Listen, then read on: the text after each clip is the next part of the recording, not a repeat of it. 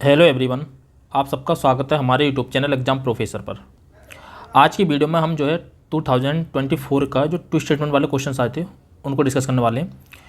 इसमें जो है पेपर का पैटर्न थोड़ा चेंज हुआ था। इसमें टू स्टेटमेंट वाले क्वेश्चंस को बहुत ज़्यादा बढ़ा दिया गया था। पहले क्या होता था, सामान्यतः 8 से 10 क्वेश्चन ही टू स्टेटमेंट वाले आते थे। आप अगर 2021 का देखेंगे, 2022 का देखेंगे तो इन पेपरों में जो है सामान्यतः 8 से 10 क्वेश्चन आते थे। बट इस वाले पेपर में लगभग 30+ क्वेश्चन जो थे टू स्टेटमेंट वाले क्वेश्चन थे, और जिसमें काफ़ी फैक्ट भी थे। और फैक्ट को डील करना थोड़ा कठिन होता है कि उसमें से कौन सा स्टेटमेंट राइट है, कौन सा स्टेटमेंट रॉन्ग है। तो आज उन्हीं चीज़ों पर हम डिस्कस करने वाले हैं कि अगर आपके सामने इस तरीके के क्वेश्चन आते हैं, जो देखिए जो नॉलेज है, मैं हमेशा कहता हूँ कि कोई भी वीडियो बनाने से पहले कि नॉलेज तो हमेशा आपकी प्रायोरिटी है ही है, कि आपको नॉलेज को हमेशा वरीयता देनी है और नॉलेज पर ही पेपर सॉल्व करना। बट अगर आपको नॉलेज के साथ साथ क्या होता है कि केवल नॉलेज से ही आपका प्रत्येक क्वेश्चन हल नहीं हो सकता, तो उसके साथ साथ आप थोड़ा सा स्मार्ट वर्क करेंगे तो आप आसानी से आंसर तक पहुंच सकते हैं। तो आज हम उन्हीं चीज़ों के बारे में डिस्कस करने वाले हैं। जैसे देखिए कुछ चीज़ें हैं जो प्रत्येक सब्जेक्ट वाइज जो होता है, जो सब्जेक्ट होते हैं, प्रत्येक सब्जेक्ट का एक अलग रूल होता है। जैसे मैंने हमेशा कहा कि पॉलिटी का जो होता है, पॉलिटी में आप जो है नॉलेज के बेस पर क्वेश्चन सॉल्व करते हैं। इसी तरीके से आप जो हिस्ट्री में सामान्यतः कंडीशन ये रहती है कि उसके दोनों स्टेटमेंट, अगर टू स्टेटमेंट वाला क्वेश्चन है, उसके दोनों स्टेटमेंट राइट होते हैं। और कभी भी किसी भी स्टेटमेंट में 3 स्टेटमेंट बना दिए जाते हैं तो उसमें तीनों स्टेटमेंट कभी भी राइट नहीं होते हैं। उसमें से कम एक स्टेटमेंट रॉन्ग जरूर होता है। 3 स्टेटमेंट वाले में 1 2 3 स्टेटमेंट अगर कोई किसी क्वेश्चन में दे रखे हैं तो उस क्वेश्चन में कभी भी तीनों स्टेटमेंट राइट नहीं होंगे। ये चीज़ मैं आपको यहाँ पे प्रूव करके दिखाऊंगा। दूसरी बात, अगर कोई भी स्टेटमेंट एक्सट्रीम है या उसमें सिंगल फैक्ट है तो वो सिंगल फैक्ट वाला स्टेटमेंट हमेशा रॉन्ग होगा, ठीक है। और जो मल्टी फैक्ट वाला स्टेटमेंट होता है वो हमेशा राइट होता है, ठीक है। तो मल्टी फैक्ट कैसे देखना हमें, सिंगल फैक्ट कैसे देखना है, इसके अलावा 3 स्टेटमेंट वाले क्वेश्चन में हमें नेगेटिव कैसे निकालना है या जो एलिमिनेट करना है उसको कैसे एलिमिनेट करना है। इसके अलावा प्रत्येक जैसे पॉलिटी का, हिस्ट्री का, स्पेशली करंट के क्वेश्चन को हमें कैसे सॉल्व करना, तो इन सब चीज़ों के बारे में हम इस वीडियो में डिस्कस करेंगे, ठीक है। वीडियो हमको एंड तक देखना, उसके बाद कमेंट बॉक्स में बताना कि वीडियो कैसे लगी। अगर चैनल सब्सक्राइब नहीं किया तो उसको सब्सक्राइब कर लेना वीडियो देखने के बाद, अगर वीडियो अच्छी लगे तब, ठीक है। तो देखिए 2024 का ये आंसर की से ही मैंने ऑफिशियल आंसर की पर मैं सॉल्व करके दिखा रहा हूँ वाले पेपर, ठीक है। और इसके अलावा जो हम नेक्स्ट वीडियो लेकर आएंगे उसमें हम कुछ करंट के क्वेश्चन देखेंगे कि करंट के क्वेश्चंस को कैसे डील करना। मैं पिछले लास्ट 5 ईयर के पेपर क्वेश्चंस को लेकर आऊँगा, वहाँ पर तो मैं सारा उसका जो है आपको सारा पैटर्न बताऊँगा कैसे कैसे चेंज हुआ था और किस तरीके से आगे के क्वेश्चन आपको डील करने हैं और कौन कौन से टॉपिक्स पर आपको ध्यान देना ज़्यादा से ज़्यादा, कहाँ से क्वेश्चन आते हैं, ठीक है। तो मैं सारा एनालाइज करके लेकर आऊँगा, ठीक है, कल या परसों तक। तो चलिए शुरू करते हैं। हम टू स्टेटमेंट वाले क्वेश्चन डिस्कस करने वाले हैं, सारे के सारे टू स्टेटमेंट वाले क्वेश्चन, ठीक है। तो टू स्टेटमेंट वाले क्वेश्चंस को कैसे डील करते हैं उनके बारे में बात करेंगे। देखिए पहला क्वेश्चन ये आया था, ये है सेकंड क्वेश्चन, और ये 2024 का ही है, जो अभी पेपर हुआ था 22 दिसंबर को, ये उसी का ही है, ठीक है। तो ये उसी के आंसर की है, उसी में बता रहा हूँ मैं से।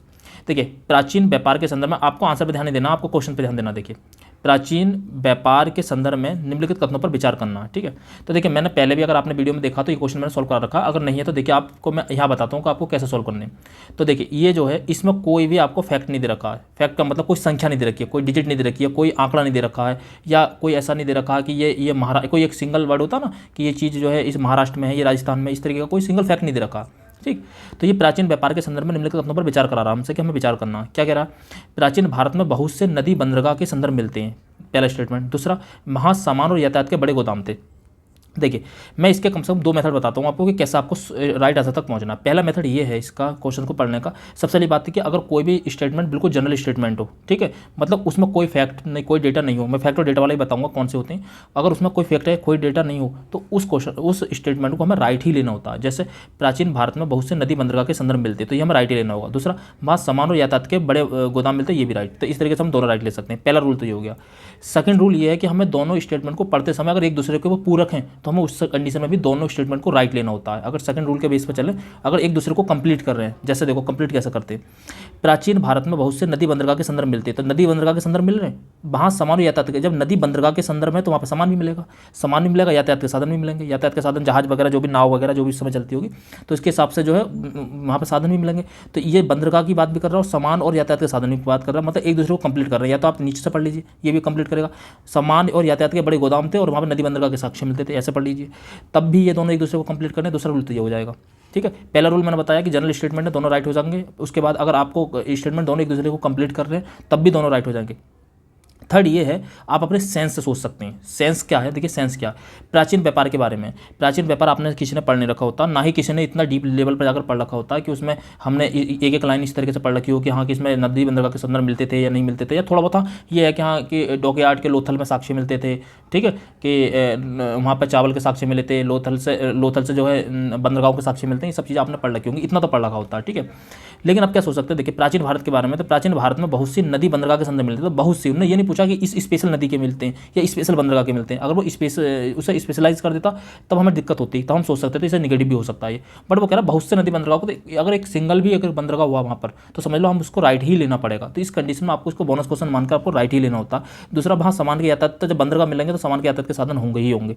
तो इस तरीके से हम इस क्वेश्चन को हम 3 मेथड तो सॉल्व कर सकते थे अपने सेंस के लेवल पर। मैंने तीनों मेथड आपको बताएं, ठीक है। मैं प्रत्येक क्वेश्चन को ऐसे सॉल्व करके दिखाने वाला हूँ, ठीक है। अगला देखते हैं। देखिए, बैरम खां के संदर्भ में निम्नलिखित कथनों पर विचार करना। अकबर ने बैरम खां को खाने खां की उपाधि दी थी। अच्छा, 2 स्टेटमेंट वाले क्वेश्चन है जिसमें, तो 99 देखिए 70% केस में ये होता है, उसमें एक राइट होता है और एक रॉन्ग होता है, ठीक है।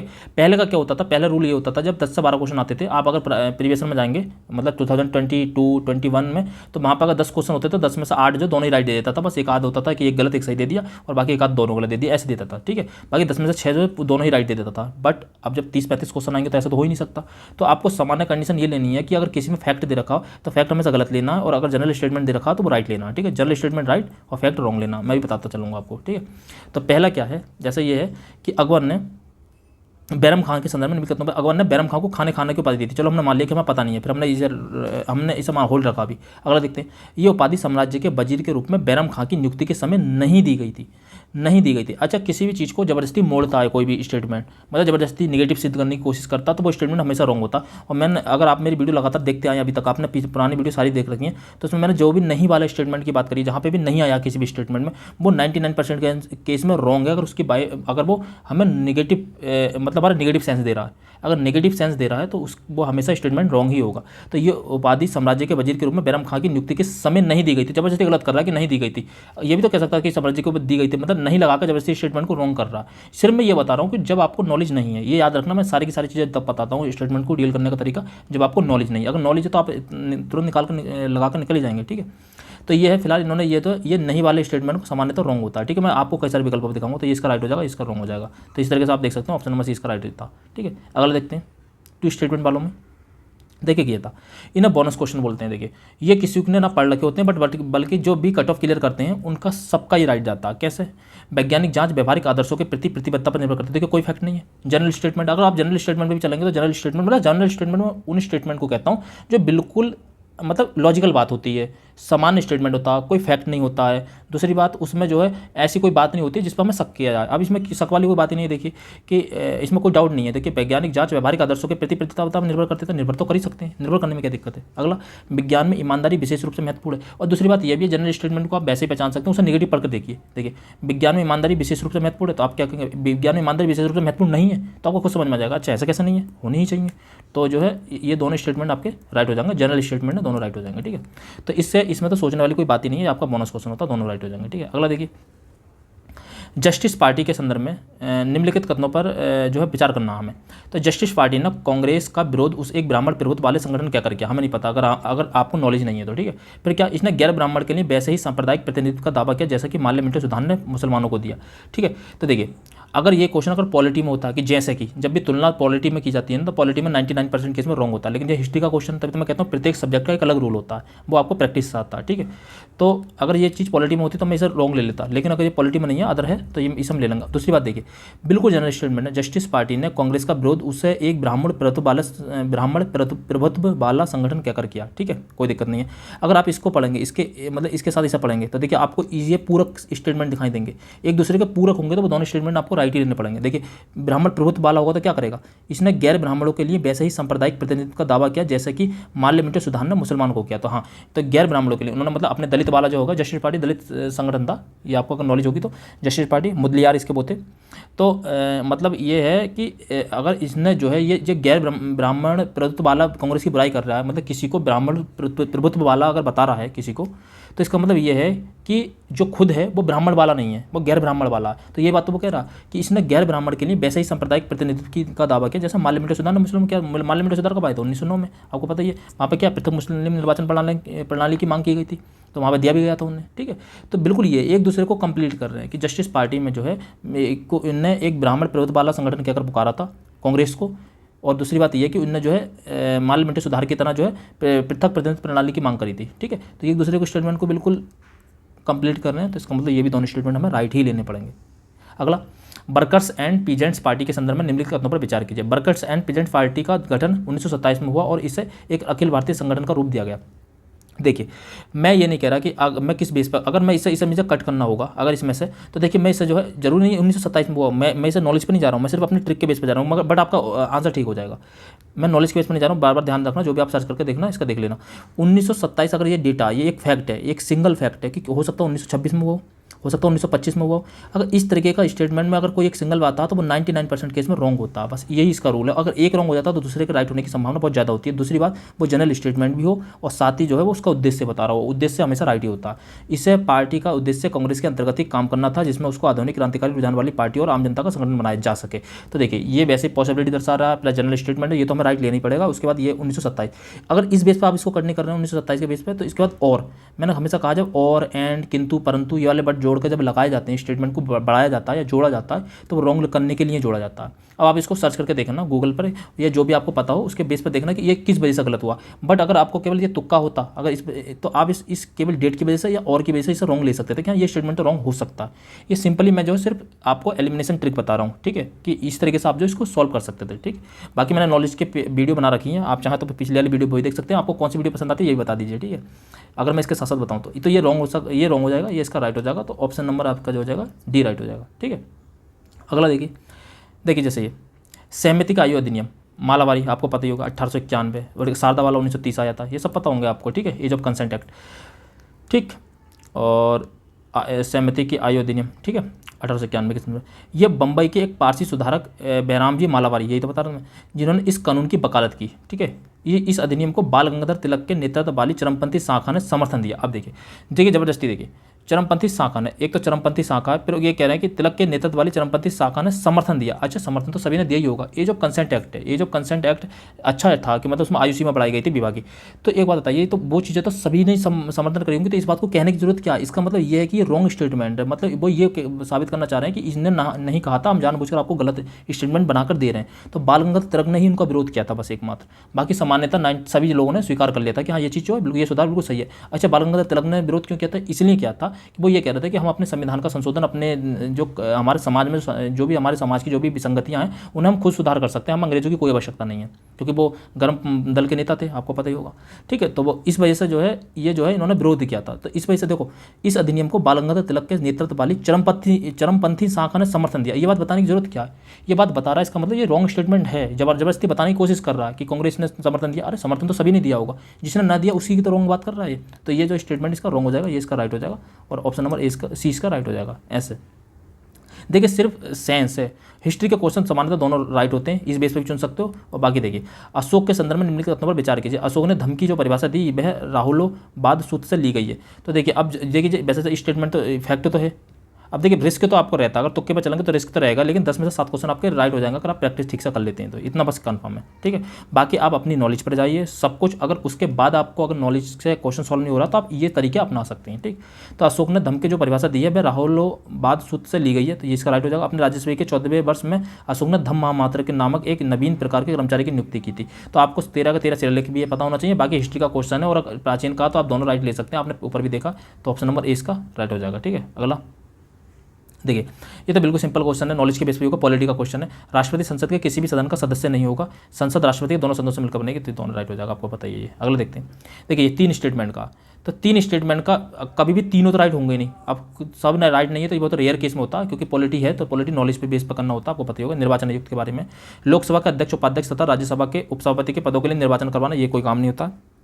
अध्यक्ष निर्वाचन वो खुद ही कर लेते हैं लोकसभा के, आप आपस में सदस्य जो पहले प्रोटोमी स्पीकर को राष्ट्रपति नियुक्त कर देता है, उसके बाद जो उन्हें शपथ दिला देता, तो उसके बाद वो अध्यक्ष आपस में से चुन लेते हैं। ऐसे उपाध्यक्ष भी आपस में वहीं पे चुन लिया जाता है उसी समय, ठीक है। तो ऐसा नहीं होता, ये नहीं कराता। नगर पालिका नगर निगमों को राज्य निर्वाचन आयोग कराता, ना कि भारत का निर्वाचन आयोग। दोनों में अंतर है, ठीक है। उपरोक्त निर्वाचन से उत्पन्न सभी संदों के विवादों का निर्णय ये नहीं देता, ठीक है, इसका कोई मतलब ना है इससे। तो ये जो इसका डी हो जाएगा, ये नॉलेज के बेस पे करना होता है, आपको पता होता है, ठीक है। अगला देखते हैं। पॉलिटी का क्वेश्चन सिंपल आते हैं, वो आपको नॉलेज के बेस पर हो जाएंगे सॉल्व, कोई इसमें इतनी बड़ी दिक्कत वाली बात नहीं है, ठीक है। देखिए, कपास के संदर्भ में निम्नलिखित कथनों पर विचार करना। कपास की मुख्यतः खरीफ की फसल है, तो पहले आपको सारी की सारी एमएसपी वाली फसलें पता होना चाहिए, जो भी 22-23 फसलें हैं, तो वो सारी की सारी आपको पता होना चाहिए। उसके बाद उसमें से कौन सी रबी की फसल है, कौन सी खरीफ की फसल है। आपको आरओ में भी देखा होगा, आरओ में भी आ गया था कि खरीफ की फसल कौन सी, जो मूंग वाली जो आई थी, ठीक है, उसका आंसर मूंग जो था। तो उसमें जो है आप जो है रबी और खरीफ की फसलें देख लेना, चावल है, कपास है, ठीक है, चना है, ये सब। इसके अलावा और इधर इधर हो गई रबी की फसलें, क्या हो जाएंगी तुम्हारे, मटर हो जाएगी, ठीक है, गेहूँ हो जाएगी, सरसों हो जाएगी, ये सब रबी की फसल हो जाएंगी। तो रबी और खरीफ की फसलों में, और कपास की फसल में आपको पता है कि 210 दिन पाला रहित रहना चाहिए, ये बात आपको याद होनी चाहिए, और बहुत कम वर्षा की आवश्यकता होती है। तो ये कपास के उत्पादन, अच्छा कोई रेंज दे रखी होती है ना, रेंज, अगर इन्होंने ये निश्चित दे रखा होता केवल 75 सेंटीमीटर वर्षा चाहिए, तो मैं इसे रॉन्ग ले लेता। लेकिन एक रेंज दे रखी होती है ना, रेंज 75, मतलब जो एवरेज रेंज दे रखी होती है, मतलब पास पड़ोस वाली। अगर यहाँ से ये 50 की जगह अगर यहाँ पे ये 60 कर देते और यहाँ पर लगभग 90 भी लिख देते, तब भी हमें इसे राइट ही लेना पड़ता, ठीक है। तो इस कंडीशन में जब रेंज दे रखी हो, तो रेंज को हमें जो है राइट ही लेना होता, तो ऑप्शन नंबर ए इसका राइट हो जाएगा, ठीक है। तो याद रखना, ये चीज़ें आपको पता होना ही चाहिए। अगला देखिए यहाँ भी, इस क्षेत्र में सिंचाई गहनता 130 से अधिक तथा कृषि गहनता 140% है। तो मतलब एक रेंज दे रखी, ये नहीं कहा कि 130% है, 130% से अधिक, ठीक है। कृषि गहनता 140% है, तो मतलब इससे अधिक तथा कृषि गहनता 140%। और ये क्षेत्र जो है केंद्रीय और पश्चिमी उत्तर प्रदेश में, उत्तर प्रदेश के मैदानी, गंगा के मैदानी कृषि जलवायु क्षेत्र के संदर्भ में। तो जो उत्तर प्रदेश का जो आपने देखा होगा, ये जो मैप बनता है इस तरीके से, जो भी है, तो यहाँ पर जो पश्चिमी वाला क्षेत्र जो यहाँ पर गंगा बिजनौर से प्रवेश करती है, आपको पता ही होगा, तो गंगा प्रवेश करती है, तो यहाँ पर जो गहन सिंचाई और गहन कृषि जो कार्य जो होते हैं यहीं पर होते हैं, ठीक है। तो ये क्षेत्र केंद्रीय और पश्चिमी उत्तर प्रदेश में विस्तृत है, ये आपको पता ही है। इस क्षेत्र में सिंचाई गहनता 130% से अधिक है तथा कृषि गहनता 140%। तो ये रेंज दे रखा होता, बाकी तो मल्टी फैक्ट भी कह सकते हैं, 130 140, ठीक है, केंद्रीय पश्चिमी और केंद्रीय और पश्चिमी, तो जिसमें एक से अधिक फैक्ट होते हैं उसको मल्टी फैक्ट कहते हैं। तो वहाँ पर भी आप इस बेस पर भी इसको राइट ले सकते हैं, ठीक है। बाकी आप देखिए, बार बार प्रैक्टिस करेंगे तो एक ही बार का पैटर्न आया इस तरीके का, तो आप जो बस सिर्फ सोच सकते हैं, इससे आप एक निष्कर्ष निकाल सकते हैं बार बार प्रैक्टिस करने से। वरना अब ये नहीं है कि आप जो है एक बार में ये पता चल जाएगा कि कौन सा में राइट लेना, कौन सा रॉन्ग लेना। देखिए, अगर तुक्के से पेपर निकलते तो भाई हर कोई पेपर तुक्के से निकाल लेता, फिर पढ़ने की जरूरत क्या पड़ती। आप जो है पढ़ने के साथ साथ कुछ कॉमन सेंस और कुछ चीज़ें यूज करेंगे अगर इस तरीके की, तो आप जो काफ़ी हद तक जो है राइट आंसर निकाल लेंगे। अगर आप 10 में लेते हैं तुक्का, तो 10 में से 6, 10 में से 7 आप राइट कर लेंगे, बस आपकी कट ऑफ क्लियर हो जाएगी, काफ़ी है बस इतना। अगर टफ आता पेपर तो, जैसे पिछली बार आया था। देखिए, वॉइस ऑफ ग्लोबल साउथ, देखिए पहले ग्लोबल साउथ क्वेश्चन को ठीक से पढ़ा करिए। ग्लोबल साउथ, तो ग्लोबल साउथ की बात हो रही है। Voice of global south summit के संबंध में निम्नलिखित कथनों पर विचार करना। भारत ने हाल ही में अपना दूसरा voice of global south summit संपन्न किया है, ठीक है। ग्लोबल साउथ मुख्यतः विकसित देशों से। देखिए, एक तो ग्लोबल साउथ की बात हो रही है, और साउथ में तो विकसित देश है ही कहाँ। तो एक तो मुख्यतः वर्ड लगा हुआ होता है। अगर आपने यूपीएससी वाले एक कुछ ट्रिक देखी होगी मेरी, तो वहाँ पर मुख्यतः वर्ड को भी मैं जो है सामान्यतः रॉन्ग लेता हूँ। तो मुख्यतः वर्ड, एक तो मुख्यतः, फिर ऊपर से विकसित। ग्लोबल साउथ में विकसित देश कंट्री कहाँ का? ग्लोबल साउथ कंट्री वही थी जो थर्ड दुनिया के देश कहे जाते हैं, तीसरी दुनिया के देश कहे जाते हैं, ठीक है। तो ये जो ग्लोबल साउथ है, ये आप अगर क्वेश्चन से भी पढ़ेंगे तो ये विकसित वर्ड नहीं आएगा बस यहाँ पे, तो ये इसका रॉन्ग हो जाएगा। बाकी एक रॉन्ग होता है तो दूसरे के राइट होने की संभावना बहुत ज़्यादा होती है, तो आपको वो राइट लेना ही पड़ेगा। दोनों रॉन्ग नहीं लेने। देखिए, बहुत लीस्ट प्रोबेबिलिटी होती है कि दोनों ही रॉन्ग देता है वो, मतलब दिया है ऐसा नहीं है। अभी ऊपर हमने देखे हैं, अभी 3 भी दिए उन्होंने रॉन्ग, बट बहुत ही लिस्ट प्रोबेबिलिटी होती है। उसके बेस पर हम ये नहीं है कि हम पेपर में अधिकांश दोनों रॉन्ग ले लेंगे कि हमारा मन कर रहा है इसे भी हम रॉन्ग लेंगे, ऐसा नहीं है। आपको एक रॉन्ग मिल के तो आप दूसरे वाले को राइट ही मानकर चलिए, ये आपकी अप्रोच होनी ही चाहिए, ठीक है। तो ऑप्शन नंबर सी इसका राइट हो जाएगा, केवल एक। अगला देखिए, ग्रीन हाउस गैस के उत्सर्जन में कटौती के संबंध में जलवायु परिवर्तन पर अंतर सरकारी पैनल IPCC, इसकी स्थापना किसने करी थी? यूनेप ने मिलकर और WMO ने, ये आपको सबको पता होना चाहिए, ठीक है। यूनेप और WMO ने मिलकर करी थी, ठीक है। लगभग शायद 1987, देख लेने एक बार डेट, 1987-88 में की थी इसकी स्थापना। तो ग्रीन हाउस गैस उत्सर्जन में कटौती के संबंध में जलवायु परिवर्तन पर IPCC के किस पर जोर देता है? तो किस पर जोर देता है? क्रमिक और सीमित कटौती पर। क्रमिक और सीमित कटौती पर्याप्त है, या गहरी, तीव्र और निरंतर कटौती आवश्यक है? तो देखिए, गहरी, तीव्र और निरंतर कटौती आवश्यक है। तो ग्रीन हाउस गैसों के, देखिए अगर सीमित कटौती से काम चलता तो सीमित कटौती से हो ही जाता, ठीक है। पहला तो देखिए, ये पहली बात तो यहाँ से आप ये समझ जाना चाहिए, या तो ये राइट हो सकता है या ये राइट हो सकता है, एक ही राइट हो सकता है। फिर दूसरा हमें ये सोचना है कि इसमें से एक ही राइट हो सकता है, तो कौन सा हमें लेना है, कौन सा बड़ा है। इसमें हम चुनते हैं ब्रॉड वाला। तो अगर ब्रॉड के तौर पर देखेंगे तो क्रमिक और सीमित है। तो बाकी देखिए, क्रमिक की बात तो तीव्र तो यहाँ भी आ गया। देखिए, क्रमिक की बात है, क्रमिक, निरंतर, ये बात यहाँ पर मिल गई। सीमित, सीमित का मतलब गहरी या ज़्यादा मतलब अधिक, और इसके बाद तीव्र। तो इसमें अगर ब्रॉड की बात देखेंगे तो ब्रॉड स्टेटमेंट सेकंड वाला है। अगर ब्रॉड के लेवल पर जाएंगे तो मैंने हमेशा कहा कि दो स्टेटमेंट में अगर आपको कन्फ्यूजन हो तो हमेशा वहाँ पे ब्रॉड स्टेटमेंट चुनना, जो बड़ी संकल्पना होती है उस बड़ी संकल्पना को चुनना। तो ऑप्शन नंबर जो है डी इसका राइट हो जाएगा। इस बेस पर आप ऑप्शन नंबर डी राइट चुन सकते हैं, ठीक है। अनाज उपज का शब्द का क्या है, तो अनाज उपज काटी गई भूमि के प्रति इकाई क्षेत्र में उत्पादित अनाज फसलों की मात्रा। देखिए एक तो प्रति इकाई क्षेत्र की बात कर रहा है, ठीक है, अनाज उपज। यहाँ पे क्या कह रहा है, किसी दिए गए देश में अनाज के फसलों का कुल उत्पादन।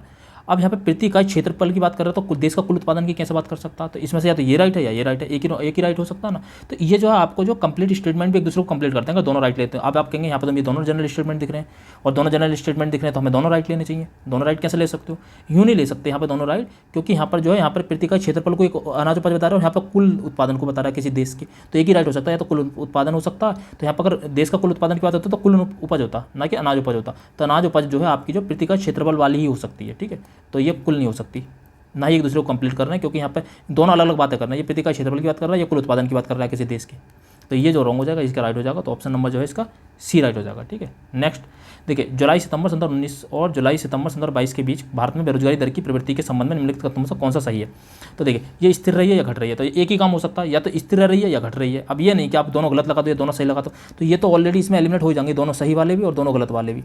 बस इन दोनों में से एक आपको एक चुनना है, या एक सही होगा या दूसरा गलत होगा, दूसरा सही होगा एक गलत होगा। तो सिंपल सी बात है कि अगर बेरोजगारी है तो बेरोजगारी क्या देश में बढ़ेगी लगातार, तो घट ही रही होगी। सरकारी आंकड़ों में तो घटेगी, रियल में घटे नहीं घटे, बट सरकारी आंकड़ों में तो घटेगी। तो क्या होगा, दूसरा सही हो जाएगा और पहला गलत हो जाएगा। तो ऑप्शन नंबर ए इसका राइट हो जाएगा। सरकारी आंकड़ों में तो हमेशा घटेगी ना, बेरोजगारी हो, गरीबी हो, सरकारी आंकड़ों में हर चीज़ घटती है, आपको पता होगा। विकास सरकार कागजों में हमेशा चलता रहता है। अगला है रुद्रम सेकंड मिसाइल, ठीक है। रुद्रम सेकंड मिसाइल के संदर्भ में निम्नलिखित कथनों में से कौन सा कथन सही है। यह हवा से हवा में मार करने वाली मिसाइल है। इसका परीक्षण मई 2024 में राजस्थान में किया गया। देखिए ये टफ क्वेश्चन था, ये जो है मैं दोनों रॉन्ग कभी नहीं लेता। वैसे भी साइंस का क्वेश्चन था, या तो मैं इसमें कम से कम एक राइट लेता और या तो एक रॉन्ग ले लेता। तो ये जो है आप जो गलत कर हो सकता था ट्रिक के बेस पे, इसमें मैं कोई जबरदस्ती का सेंस नहीं लगा रहा। तो यहाँ पर जो है दोनों रॉन्ग लेना, ये जो है मतलब एक कोइंसिडेंस है कि ये जो क्वेश्चन इस तरीके का आया और दोनों ही रॉन्ग थे इसके। वरना साइंस का कोई क्वेश्चन होता और इस तरीके का होता तो उसमें दोनों ही राइट होते हैं। तो मैं तो इसे या तो दोनों राइट लेता अगर मुझे ये ऑप्शन चुनना होता, या कम से कम इसमें से एक तो राइट लेता ही लेता। बट इसके दोनों रॉन्ग थे तो ये गलत हो सकता था, ठीक है। तो ये गलत हो सकता था, इसमें हम जबरदस्ती की ट्रिक नहीं लगाएंगे। ये हवा से हवा में मार करने वाली मिसाइल है तो नहीं है ये। इसका परीक्षण मई 2024 में राजस्थान में किया। अब देखिए इन वाले टर्म का क्या करना है, आगे वाले क्वेश्चन में देखते हैं इन वाले टर्म का क्या करना है, क्योंकि इतनी सब याद तो हो नहीं सकती, ये सबको पता है। ये वाली टर्म आप चाहें तब भी याद नहीं कर सकते। अगला देखिए, विश्व के कुछ देशों के कृषि क्षेत्रों के संदर्भ में निम्नलिखित तथ्यों पर विचार करना। कुछ देशों के बारे में बात करना। यूएसए, चीन और जापान की तुलना में भारत का कृषि भौगोलिक क्षेत्र अधिकतम है। तो इसमें कोई संदेह नहीं है, आप सबको पता, क्योंकि ये यूएसए है, चीन है, जापान, इनके सबके पास ना मरुस्थल हैं, शीत मरुस्थल बहुत बहुत बड़े हैं। चाइना का तो बहुत अधिकांश क्षेत्र, बस केवल यह तटीय वाले क्षेत्रों में बहुत बड़ी मात्रा में कृषि होती है। बाकी अधिकांश पठार, मरुस्थल, ऐसी चीज़ें। ऐसी यूएसए का भी बहुत सारा क्षेत्र बेकार है, ठीक है। जापान का तो वैसे द्वीपीय कंट्री है। तो वहाँ पर हमारा जो भारत जो है बहुत अच्छा, मतलब उसका क्षेत्रफल काफ़ी बड़ा, मैदानी क्षेत्रफल लगभग 33% से ज़्यादा है मैदानी क्षेत्रफल हमारा। तो जो है यहाँ पर जो है तुलना में कृषि क्षेत्र बहुत अधिक है, ठीक है। तो ये इसमें यूपीएससी में भी ये क्वेश्चन आ चुका है। यूपीएससी में 2024 वाले पेपर में आप देखेंगे इसको, तो ये क्वेश्चन आ चुका है सेम यही स्टेटमेंट बनकर, ठीक है। तो ये बिल्कुल राइट था। उष्ण मानसूनी जलवायु प्रदेश में स्थित होने के कारण भारत में वर्ष भर विविधीकृत फसल उत्पादन होता है। तो उष्ण मानसूनी जलवायु, क्योंकि हमारे शीत ऋतु में पछुआ पवनों से बारिश हो जाती है, ठीक है। और बाकी जो उत्तर पूर्वी पवन है उससे तमिलनाडु के तट पर बारिश हो जाती है, तमिलनाडु के तट पर। बाकी इधर जो दक्षिण पश्चिम पवन है उससे जो पूरे भारत में वर्षा होती रहती है। तो मतलब पूरे साल भर वर्षा होती रहती है और अलग अलग मौसम रहता है। अलग अलग मौसम होने के कारण फसलों का विविधीकरण रहता है। तो ये चीज़ जो आपने ज्योग्राफी पढ़ी है तो ये चीज़ आपको पता ही होगी। तो ये अपने दोनों राइट। और देखिए यहाँ पर कोई फैक्ट नहीं है। और अगर आप फैक्ट के बेस पर जाते तो देखिए चीन, जापान, ये नहीं है कोई स्पेशल सिंगल फैक्ट दिया। देखिए सिंगल फैक्ट मैं दिखाता हूँ, तो ये तो आपको दोनों राइट ही लेने पड़ेंगे। अगला देखिए, पश्चिमी यूरोप की जलवायु के संबंध में निम्नलिखित कथनों पर विचार कीजिए। पश्चिमी यूरोप में सभी महीनों में वर्षा होती है। तो ये अगर आपने उसकी जो बाई द पेटियाँ पढ़ी होंगी या आपने जो है उसका अक्षांशीय विस्तार पढ़ा होगा 0 से 10, 10 से 30, जो आपने पढ़े होंगे स्टेपी, सवाना, मरुस्थलीय, ठीक है, चीन तुल्य, ब्रिटिश तुल्य, अगर ये सब पढ़े होंगे तो आपने वहाँ पर पश्चिमी यूरोप पढ़ा होगा। तो पश्चिमी यूरोप में ये बात सही है कि वर्ष भर वर्षा होती रहती है, ठीक है। क्योंकि जो है अगर जब दोनों मतलब जब ये होता है ना ग्रीष्म ऋतु होती है तो जो पेटी जो नीचे की तरफ को खिसक जाती है और अगर जब शीत ऋतु आती है तो ऊपर को बढ़ जाती है, ठीक है। तो ये सब चीज़ें आपने पढ़ रखी होंगी। तो पश्चिमी यूरोप पछुआ पवनों की पेटी के अंतर्गत आते हैं। तो ये सब पता ही है, बिल्कुल सही है। ऑप्शन नंबर ए राइट हो जाएगा। पश्चिमी यूरोप जो है पछुआ पवनों की पेटी के अंतर्गत आता है, ठीक है। पछुआ पवने जो पश्चिम से पूर्व की तरफ चलती है ना, पछुआ पवने कहते हैं, याद रखना, ठीक है। पछुआ पवनों से हमारा पर ठंड के मौसम में बारिश भी होती है। सबको पता होगा। भूमध्य सागरीय जलवायु के संदर्भ में निम्नलिखित कथनों पर विचार कीजिए। ये शीत ऋतु में वर्षा होती है, अभी तो बताया था, पशुओं से शीत होती है। दूसरा, शीतकालीन अयनात के कारण वायुदाब पेटियाँ दक्षिण की ओर खिसक जाती हैं। सिंपल सी बात है, तो दक्षिण की ओर खिसक जाती हैं। अगर आपको ये वायुदाब पेटियाँ समझनी है तो मैं आपको बता सकता हूँ, ठीक है, फिलहाल के लिए, या आपको इतना नॉलेज होगा, नहीं है तो ये देख लेना, इसका 2 क्वेश्चन लगातार आए देख लेना। तो फिलहाल इसका ऑप्शन नंबर डी राइट हो जाएगा, ये भी दोनों सही हो जाएंगे। जनरल स्टेटमेंट है, देखिए इसमें कोई फैक्ट नहीं है, बिल्कुल जनरल स्टेटमेंट है। तो ये स्टेटमेंट तो आप जो सॉल्व कर सकते हैं। देखिए ये वाला देखिए, अब यहाँ से आता असली, देखो असली खेल होता है यहाँ से शुरू। अप्रैल 2024 में हुए माओवादी विरोधी ऑपरेशन के संदर्भ में निम्नलिखित में कौन सा सही है? ये महाराष्ट्र के गढ़चिरौली जिले में हुआ। ये एक सिंगल लाइन और एक फैक्ट, गढ़चिरौली, क्या पता किसी और जगह हुआ, औंध में हुआ हो, पुणे में हुआ हो, कहीं हुआ हो, तो ठीक है, गढ़चिरौली में हुआ। ये ऑपरेशन बीएसएफ के एम डिस्ट्रिक्ट रिजर्व द्वारा किया गया था। तो ये देखिए, ये रॉन्ग लेंगे तो ये राइट ही लेना पड़ेगा। देखिए ये इस जब आपको इस तरीके का कोई एक सिंगल फैक्ट दिखे, ये गढ़चिरौली में हुआ, ये महाराष्ट्र के गढ़चिरौली में हुआ, एक सिंगल है, क्या पता महाराष्ट्र के कौन से जिले में हुआ, तो ये आपको रॉन्ग ही लेना है। देखिए मैं अभी और दिखाता हूँ। अब देखिए यहाँ पे फिर देखिए, यहाँ पे इसरो द्वारा विकसित ये जो सॉफ्टवेयर जो भी ये सॉफ्टवेयर है के संदर्भ में निम्नलिखित कथनों में से सही है। तो ये विक्रम साराभाई अंतरिक्ष केंद्र के, देखिए साइंस टेक का क्वेश्चन होगा, तो साइंस टेक के क्वेश्चन को आपको जो है, अगर विक्रम साराभाई अंतरिक्ष केंद्र के अग्रणी उपलब्धि है।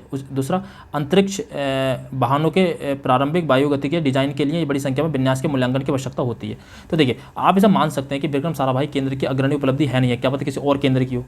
लेकिन आप जो अगर साइंस की बात है, और तो मतलब आप साइंस के केस में जो है दोनों राइट ले सकते हैं, अगर कोई फैक्ट नहीं है यहाँ पर, अगर कोई इसमें यहाँ पर कोई स्पेशल फैक्ट नहीं दे रखा, तो वहाँ पर आप राइट ले सकते हैं। इसमें चाहे तो रॉन्ग भी ले सकते हैं, आपसे क्या कर सकते हैं। देखिए यहाँ पर देखिए, फिर देखिए यहाँ पे क्या, इसका कोहिमा शांति स्मारक इको पार्क के संदर्भ में निम्नलिखित कथनों में कौन सा सही है? इसका उद्घाटन कार्यक्रम 8 मार्च, देखिए 8 मार्च 2024 को कोहिमा में आयोजित हुआ, और ये इसे दक्षिणी कोरिया द्वारा विकसित किया गया। Single fact, multi fact, single fact, दक्षिणी कोरिया द्वारा विकसित किया गया, wrong, option number C right हो जाएगा।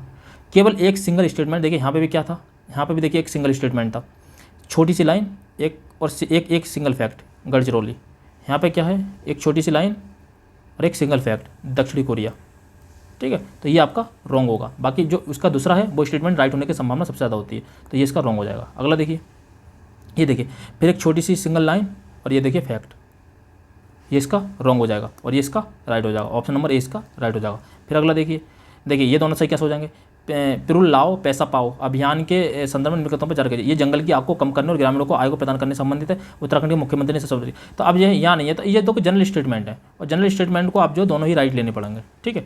जनरल स्टेटमेंट, हाँ हालांकि ये भी हो सकता था कि उत्तराखंड के मुख्यमंत्री ने शुरू किया ना हो सकता है किसी और क्या हो, बट इतना रिस्क रहता है। अब आप ये नहीं है ना, अब हम भगवान नहीं है ना कि हम चीज़ों को ये है कि कन्फर्म तौर पे कि हाँ हमें अंदर से अंतर्यामी, हमने अंदर से समझ लिया कि नहीं ये उत्तराखंड वाले, ये सिक्किम वाले, ये पश्चिम बंगाल वाले। अब आपको ये रिस्क है, आप अपने प्रीवियस ईयर के जो भी एनालाइज करके जाएंगे उसके बेस पर आपका रिस्क है ये। देखिए यहाँ पे देखिए ये वाला, ये नई दिल्ली में आयोजित किया गया, छोटी सी लाइन, सिंगल फैक्ट, रॉन्ग हो गया। बाकी इसका दोनों राइट हो जाएगा, ऑप्शन नंबर ए राइट हो जाएगा इसका। अगला देखिए ये वाला क्वेश्चन देखिए, लूनर पोलर एक्सप्लोरेशन मिशन लूपैक्स के संदर्भ में निम्नलिखित कितना ये हो गया, लॉन्च हो गया। ये भारत और जापान के बीच संयुक्त चंद्र मिशन के लिए साझेदारी और भविष्य में लॉन्च किया जाएगा, ठीक है। तो उस समय के लिए भविष्य था ये, तो भारत और जापान के संदर्भ में बिल्कुल सही है, कोई दिक्कत नहीं है। लेकिन देखिए यहाँ पे इस स्टेटमेंट में कोई दिक्कत नहीं, इसमें देखिए जाक्सा मिशन के लिए लैंडर विकसित करने के लिए जिम्मेदार है, जबकि इसरो जो रोवर लॉन्च के। अब ये जबकि लगाया मैंने, जबकि किंतु परंतु, अभी बताया था, जबकि किंतु परंतु, ये और जबकि किंतु परंतु ये वाले वर्ड जो होते हैं ये जो स्टेटमेंट को गलत करने के लिए लगाते हैं। और जबकि भी है तो जब इस तरीके का कोई आता है ना, जो एक दूसरे के स्वैप होता है, यह यहाँ पर हो जाता है स्वैपिंग, यहाँ पर स्वैपिंग हो भी होती है। तो इसरो जो था लैंडर कर रहा था, और ये जो कर रहा था ये जाक्सा मिशन के तहत लैंडर विकसित करने के लिए जिम्मेदार, मतलब इसरो जो है रोवर लॉन्च करता है, उसका लैंडर था, फिलहाल लोग एक दूसरे को जो स्वैप कर दिए थे, बस इतना याद रखना। तो जबकि किंतु परंतु ये वर्ड लगे होता है, इसका रॉन्ग ही लेना, तो ऑप्शन नंबर सी इसका राइट हो जाएगा। इस बेस पर आप चुन सकते हैं। देखिए फिर देखिए, हाँ शारीरिक दंड उन्मूलन के संदर्भ में निम्नलिखित, अब देखिए यहाँ पर आप देखिए 26 अप्रैल 2024 को तमिलनाडु स्कूल के विभाग में, तो हो सकता है आप इसे रॉन्ग ले लेते, तो ये आपका रॉन्ग हो जाता उस बेस पे, ये आप राइट ले लेते, तो इसका आप जो ऑप्शन नंबर ए चुन लेते, तो ये इसका रॉन्ग हो जाता, ठीक है। अगर देखिए ये भारत में शुरू की गई थी, भारत में शुरू की गई नई यति लाइन है, इसकी पहली उड़ान 18 मार्च 2024 को मनोहर अंतर्राष्ट्रीय हवाई अड्डे से शुरू हुई, तो इसे तो आप राइट लेते। ये भारत में शुरू की गई, तो हो सकता है ये भारत में आप नहीं लेते। बट देखिए अगर क्वेश्चन आपका जब पेपर आपका जो पीसीएस का है तो भारत के संदर्भ में होगा, या उसका ऑप्शन में उत्तर प्रदेश होगा। उत्तर प्रदेश का लखनऊ दे रखा तो वो उसके संदर्भ में राइट ही होता, तो ये सेंस भी आप चला सकते हैं। बाकी जो है आप इसे रॉन्ग भी ले सकते थे, मैंने दोनों में इसलिए से क्वेश्चन मार्क बना रखा था, ये आप दोनों जो है ले सकते थे। एक ये वाला रॉन्ग ले सकते थे आप, शायद ये राइट ले लेते, बट एक तो राइट लेते। अगला देखिए, जैसे ये अब यहाँ पे 3 स्टेटमेंट, आप तीनों स्टेटमेंट को राइट नहीं ले सकते, ठीक है। तो देखिए यहाँ पे क्या आर्थिक सर्वेक्षण संदर्भ 22-23 के संदर्भ में बढ़ते वैश्विक आपूर्ति व्यवधानों के जवाब में भारत सरकार द्वारा कौन सी राजकोषीय नीति की प्रतिक्रिया अपनाई? खाद और उर्वरक सब्सिडी में कमी करना, ईंधन और आयातित उर्वरक उत्पादों पर कर बढ़ाना, ईंधन और कुछ आयातित उत्पादों पर कर कम करना। अब देखिए ये दोनों सिमिलर स्टेटमेंट है, तो 99% केस में ये तो हम लेंगे नहीं, इनमें से कोई नहीं, तीनों ले नहीं सकते। तो इसका मतलब हमने स्टेटमेंट देख के समझ में आ गया, हमें विकल्प देख के ऑप्शन जो है इसके दे रखे उसमें कि एक ही लेना है, तो या तो 50-50 में तो ऑलरेडी आ गए कि इन दोनों में से एक लेना होगा। अगर हमें राजकोषीय नीति को सुधार करना होगा तो हम करों को कम करेंगे ना कि बढ़ाएंगे, तो बस इस बेस पर आप चुन सकते हैं, ये थोड़ा सा सेंस लगा लेना, ऑप्शन नंबर ए राइट हो जाएगा। अगला देखिए, अगला आप देखिए, फिर देखिए उसी बेस पर, फिर देखिए भाई छोटा सा स्टेटमेंट और 5 जून संदर्भ भाई जकार्ता, एक सिंगल फैक्ट रॉन्ग, ये इसका राइट, ऑप्शन नंबर सी। अभी मैंने दिखाए कई सारे क्वेश्चन, आप जो किसी भी कीमत पर निगेटिव नहीं जाएंगे, देखिए ये जो है इसका रॉन्ग हो जाएगा, इस राइट हो जाएगा। अगला देखिए, फिर देखिए हाँ देखिए साइंस का क्वेश्चन है। अब साइंस के क्वेश्चन में मैंने क्या कहा, साइंस टेक का कोई भी क्वेश्चन है तो वहाँ पर देखिए एक आध क्वेश्चन आपका रॉन्ग हुआ है, इसमें कोई संदेह नहीं है, जबकि वाला तो आपको रॉन्ग करना ही था, उसमें कोई संदेह नहीं है, वो तो स्वैपिंग था। इसके अलावा एक क्वेश्चन हमारा बाकायदा रॉन्ग होता, वरना 91 वाला भी देखिए आपका सही था। साइंस वाले दोनों स्टेटमेंट आप राइट ले सकते हैं, जैसे मैंने हिस्ट्री में बताया ऐसी साइंस में बता रहा हूँ। साइंस टेक का कोई क्वेश्चन है तो आप चाहे करंट का हो या कैसी हो, वहाँ पर आपको दोनों स्टेटमेंट राइट ले सकते हैं, बट लेना अपने रिस्क पर, याद रखना, आप पहले प्रैक्टिस पर देख लेना कि अगर आपको नहीं आए तो आप दोनों स्टेटमेंट राइट ले सकते हैं, तो ऑप्शन नंबर डी इसका राइट हो जाएगा। अगला देखिए, भारत ऑस्ट्रेलिया के आर्थिक सहयोग और व्यापार समझौता के संदर्भ में निम्नलिखित पर विचार करना। ये एफटीए के लिए अपनी तरह की पहले बैठक में भारत के वाणिज्यिक सचिव श्री सुनील वर्तमान ने भाग लिया। अब जरूरी नहीं है ये इन्होंने भाग लिया हो, तो ये भी इसका रॉन्ग हो सकता था, मतलब इसे जो है आप रॉन्ग ले सकते थे, पहले इसका राइट ले सकते थे। बट ये क्योंकि देखिए रैंडम बहुत क्वेश्चन पूछे गए थे, बहुत सारे क्वेश्चन पूछे गए थे, तो एक एग्जैक्ट ट्रिक निकाल पाना या कोई परफेक्ट ट्रिक निकाल पाना अभी संभव नहीं है। बट ये है कि हम अगर PYQ के बेस पर हम बहुत सारी चीज़ों को एनालाइज कर लेंगे, कई सारी ईयर को, और देख लेंगे कि हाँ ये ट्रेंड चलता रहा, तो हम काफ़ी हद तक उसके क्लोज आंसर तक पहुँच सकते हैं, ठीक है।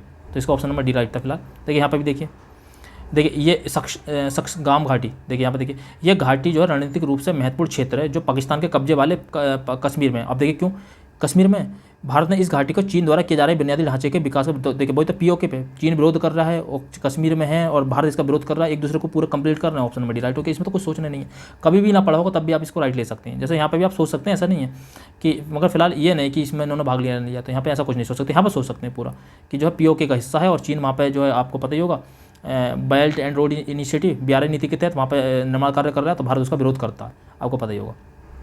अगला देखिए ये एक रेंज है 75%, 50% शहरी जनसंख्या, इसमें महिलाओं और बच्चों को स्पोर्ट्स से समर्थन, ये छोड़िए, यहाँ देखिए ये 5 जुलाई 2010 को लागू किया गया, ये इसका रॉन्ग होगा, बस थर्ड गया, ऑप्शन नंबर डी इसका राइट हो गया। देखो 5 जुलाई 2010, तीनों तो कभी राइट लेते नहीं है, 5 जुलाई 2010, तो ये जो है इसका जो ऑप्शन नंबर डी राइट हो जाएगा, ठीक है, ऑप्शन नंबर डी राइट हो जाएगा। एक सिंगल लाइन, एक सिंगल फैक्ट समझ लीजिए रॉन्ग होगा, क्योंकि उसका डेट को जो है चेंज करना बहुत आसान होता है, डेट को चेंज करना बहुत आसान होता है। जैसे मैंने यही बताया था ई गवर्नेंस, अब ई गवर्नेंस हम यहाँ पर पॉजिटिव उठाएंगे ना, हम निगेटिव क्यों उठाएंगे, देखिए पॉजिटिव उठाएंगे ना। ई गवर्नेंस सरकार पारदर्शिता को कम करता, पारदर्शिता को कम क्यों करेगा भाई, ई गवर्नेंस हम ला इसलिए रहे हैं कि पारदर्शिता बढ़े ना कि कम करे, तो फर्स्ट गया, ये गया। उसके बाद ई गवर्नेंस सरकार की लागत को कम करता है, कम करेगा, इसमें क्वेश्चन। ई गवर्नेंस सरकार के नागरिकों का योगदान बढ़ जाता है। ई गवर्नेंस नौकरशाही को लाल फीताशाही को क्यों बढ़ाएगा, तो ये भी गलत हो गया। 2 और 3 इसका राइट हो जाएगा, ऑप्शन नंबर बी हो गया। तो ये तो आप सेंस भी चुन सकते हैं, जरूरी नहीं है कि आपको पहले से पता हो।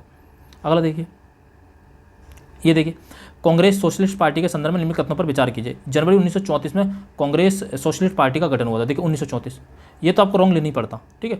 समाजवाद से सहानुभूति होने के कारण औपचारिक रूप से, देखिए ये वर्ड जोड़ा औपचारिक रूप से, इसकी वजह से ये गलत हो गया। औपचारिक रूप से जवाहरलाल नेहरू समाजवाद का समर्थक थे, लेकिन औपचारिक रूप से इन्होंने कभी पार्टी में शामिल नहीं हुए थे, बस इतना याद रखना, इस वजह से ये दोनों गलत हैं इसमें। अब देखिए बहुत सारे जब स्टेटमेंट, अब 2 स्टेटमेंट वाले बहुत सारे क्वेश्चन आते हैं तो थोड़े से रूल जो है टूटते हैं, पहले के रूल नहीं खत्म हुए थे। जैसे कोड वाले में रूल ब्रेक हुआ था, पहले ब्रेक नहीं हुआ था, क्योंकि सब चीज़ें ब्रेक होती हैं, जब पेपर का पैटर्न चेंज होता है तो चीज़ें चेंज होती हैं, ठीक है। अगर आप बार बार इन चीज़ों पर प्रैक्टिस करेंगे तो चीज़ों को समझ में आ जाएगी आपकी। बट सबसे इंपॉर्टेंट होता है इसमें क्वेश्चन पढ़ना, ठीक है। अगर आपने क्वेश्चन पढ़ लिया तो आप 90% पेपर तो वहीं पे सॉल्व कर लेते हैं, ठीक है। अगर देखिए भाषाई अल्पसंख्यकों के संदर्भ में नॉलेज का क्वेश्चन है, दोनों इसके रॉन्ग थे, ये आपका पॉलिटी का क्वेश्चन आप कर सकते हैं। देखिए यार, देखिए फातिमा बीबी का हाल ही में निधन हुआ, अगर आपने नहीं भी पढ़ा था फातिमा बीबी का, देखिए सर आप कितने आसानी से निकाल सकते थे, फातिमा बीबी वाले को कैसे निकाल सकते थे। फातिमा बीबी का हाल ही में निधन हुआ, इसके बारे में निम्नलिखित कथनों पर विचार कीजिए। देखिए ये वह भारत के सर्वोच्च न्यायालय की पहली महिला न्यायाधीश, इन्होंने ये पहली बता दिया। उसके देखिए इसके साथ अगर थर्ड वाला पढ़ेंगे तो देखिए एक दूसरे को बिल्कुल परफेक्ट कर रहे हैं। वह उच्चतर न्यायपालिका तक पहुंचने वाली पहली मुस्लिम महिला थी। जब वो महिला ही पहली थी तो मुस्लिम भी तो पहली ही होंगी, तो इसमें तो कोई संदेह नहीं। जब पहली ही है तो क्या, अरे हिंदू या मुस्लिम में जब पहली ही महिला है तो मुस्लिम तो पहली हो ही सकती है, इसमें कौन सी बड़ी बात है। पहली मुस्लिम हो ही सकती है, अगर उनसे पहले कोई मुस्लिम होती तो पहली कैसे कहलाती है यहाँ पे। तो ये जो है एक दूसरे को, दोनों स्टेटमेंट एक दूसरे को जो कंप्लीट कर रहे हैं। तो बस 1 और 3 इसका राइट था। बाकी देखिए 1997 संदर्भ एक ये दे रखा, और दूसरी बात ये भी मैं तीनों राइट कभी लेता नहीं हूँ, मैंने कई बार बताया। 3 स्टेटमेंट मैंने तीनों राइट एक जगह भी नहीं लिए, आपको पता होगा, मैंने पहले ही बोल दिया था तीनों में राइट नहीं लेता हूँ। तो ऑप्शन नंबर 20 का राइट हो जाएगा। देखिए कितना टफ सवाल, कितना आसान बन गया देखिए आपके केवल क्वेश्चन पढ़ने के तरीके से। अगला देखिए 145, राष्ट्रीय बौद्धिक संपदा अधिकार नीति के संदर्भ में निम्न कथनों पर विचार किया। ये दोहा विकास एजेंडा और ट्रिप्स समझौते के प्रति भारत की प्रतिबद्धता को दोहराता है। ठीक है, देखिए ये दोहा विकास एजेंडा और ट्रिप्स समझौता के तहत औद्योगिक नीति और संवर्धन विभाग भारत में बौद्धिक संपदा अधिकारों के विनियमन करने के लिए केंद्र का विकल्प। देखिए कुछ नहीं है, ये बिल्कुल सिंपल है। ट्रिप्स समझौता आपने पढ़ रखा होगा व्यापार के लिए, बाकी WTO का वर्ल्ड ट्रेड ऑर्गेनाइजेशन आपने ये पढ़ रखा होगा। तो ये जो है बिल्कुल जनरल स्टेटमेंट है और साधारण मतलब ये दोनों जनरल स्टेटमेंट है। इसमें आप जो है ऑप्शन नंबर दोनों ऑप्शन चुन सकते थे। ऑप्शन नंबर 20 का राइट था। अगला देखिए, ये देखिए 148 वाला, बिहार में जगदीश कुंवर सिंह जो थे आरा से थे कि जमींदार कुंवर सिंह ने जगदीशपुर से के जमींदार कुंवर सिंह ने अंग्रेजों के विरुद्ध नेतृत्व किया था। बिल्कुल सही है, बिहार के आरा से किया था। ये बिहार में BPSC के वाले बच्चे तो इसे बड़े आसानी से लगा देंगे, इतनी बार पूछा गया, बहुत बार पूछा गया। ये लॉर्ड डलहौजी ने रानी लक्ष्मीबाई के दत्तक पुत्र को उत्तराधिकारी होने की मान्यता, देखिए वही वाला है बाल गंगाधर तिलक वाला। अगर मान्यता दे दी होती तो ये बात बताने की जरूरत क्या है। मान्यता नहीं दी थी तभी तो युद्ध करा था, मान्यता नहीं दी थी तभी तो युद्ध हुआ था। मान्यता देता, राज्य हड़प नीति थी क्या। अगर जिसका कोई पुत्र नहीं है तो वो दत्तक पुत्र को अपना उत्तराधिकारी घोषित नहीं कर सकता। यही तो था, दत्तक होता था गोद लिया हुआ पुत्र, तो गोद लिए हुए पुत्र को जो है आप उत्तराधिकारी घोषित नहीं कर सकते। यही तो इसी बात की तो लड़ाई झगड़ा था। तो इसे तो राज्य हड़प नीति कहा गया था डलहौजी की। तो ये बताने की जरूरत ही क्या है, अगर लिया होता तो, अगर उसने अपना लिया होता तो ये जो है इसका रॉन्ग हो जाएगा, इसका राइट हो जाएगा। ऑप्शन नंबर 30 का राइट हो जाएगा। बस इस बेस पर आप चुन सकते हैं। तो ये जो हमने जो है आज जो है सारे के सारे क्वेश्चन करे, लगभग हमने 35+ क्वेश्चन यहाँ पर सॉल्व करें, 2 स्टेटमेंट वाले क्वेश्चन।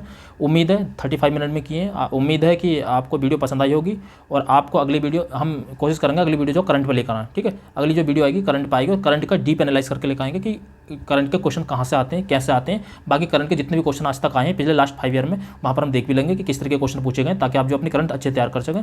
15 दिन टोटल बचे हैं, 15 से 16, 17 दिन बचे हैं, तो उस बेस पर हम जो काम कर लेंगे। ठीक है, अगली वीडियो जल्दी लेकर आएंगे, तब तक के लिए जय हिंद।